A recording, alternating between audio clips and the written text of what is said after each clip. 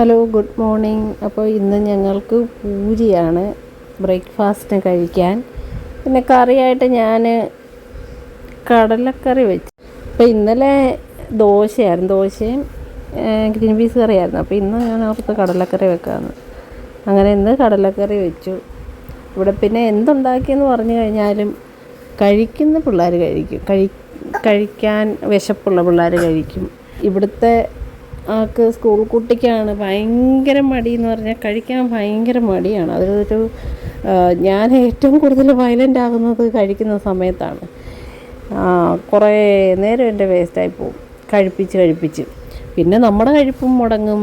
നമുക്ക് കഴിക്കാനുള്ള കറക്റ്റ് സമയത്ത് നമുക്ക് കഴിക്കാൻ പറ്റില്ല. ഇവിടെ ഒരാൾ എഴുന്നേറ്റ് വന്നിരിപ്പുണ്ട്. ഞാനൊന്ന് ചിരിച്ചേന്ന് പറയുമ്പോൾ കാണിക്കുന്ന എക്സ്പ്രഷനാണ് ഇതൊക്കെ കേട്ടോ. ചിരിച്ചേന്ന് പറയുമ്പോൾ കണ്ടമാനം അങ്ങ് ചിരിച്ച് കളയവേ. അപ്പം ചെറിയൊരു ബിസ്ക്കറ്റ് ഉണ്ട്, അത് ഞാൻ കൈ കൊടുത്തിരിക്കുകയാണ്. ഇനി വാവ പൂരി കഴിച്ചില്ല എന്നുണ്ടെങ്കിൽ കുറുക്കുണ്ടാക്കണം. അങ്ങനെയൊക്കെയാണ്. അപ്പോൾ ഇത് കാരണം ഇങ്ങനെ കുഞ്ഞു പിള്ളേരുള്ള എല്ലാം ഒട്ടുമിക്ക വീട്ടിലെയും ഇങ്ങനെ ഭക്ഷണം കഴിക്കാൻ മടിയുള്ള വീട്ടിലെ അമ്മമാർക്ക്, എന്നെപ്പോലെ എൻ്റെ പ്രായമൊക്കെയുള്ള അമ്മമാർക്കൊക്കെ ഈ അവസ്ഥ തന്നെ ആയിരിക്കും എന്ന് ഞാൻ വിചാരിക്കുന്നു. ഇവരെയൊക്കെ കഴിപ്പിച്ച് വരുമ്പോഴേക്കും ഒരുവിധമാകും. രാവിലത്തെ റുട്ടീൻ അങ്ങനെയൊക്കെയാണ്. പൂരിയപ്പം കഴിക്കാൻ കൈ കൊടുത്തു. അപ്പം കറി വേണ്ടാന്ന് പറഞ്ഞു. എരിവാന്ന് എന്ത് കറി ഉണ്ടാക്കിയാലും ഞാൻ തീരെ എരിവില്ലാതാണ് ഉണ്ടാക്കാറ്, എന്നിട്ട് എരിവ്. അപ്പം ഞാൻ ചായ റെഡിയാക്കി. മിക്ക ദിവസവും കോഫിയാണ്. അപ്പോൾ ഇന്ന് ചായ കുടിക്കാനൊരു കൊതി.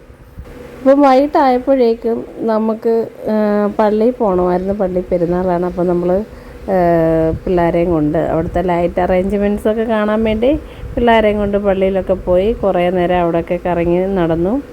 അങ്ങനെയൊക്കെ കഴിഞ്ഞ് അവർക്കും ഭയങ്കര സന്തോഷമാണ് ഇങ്ങനെയൊക്കെ കാണുന്നത്. എല്ലാ പിള്ളേർക്കും അങ്ങനെയൊക്കെയാണല്ലോ.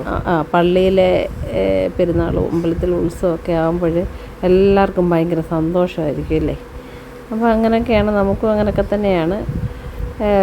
ഇവരെയും കൊണ്ട് അങ്ങോട്ടും ഇങ്ങോട്ടൊക്കെ പോയി ചെറിയ പെട്ടിക്കടകളിലൊക്കെ കയറി നമ്മളിങ്ങനെ അവിടെയൊക്കെ കുറേ നേരം ഇരുന്നു ഒക്കെ കഴിഞ്ഞ് നമ്മളിങ്ങനെ പോരുന്നു കേട്ടോ.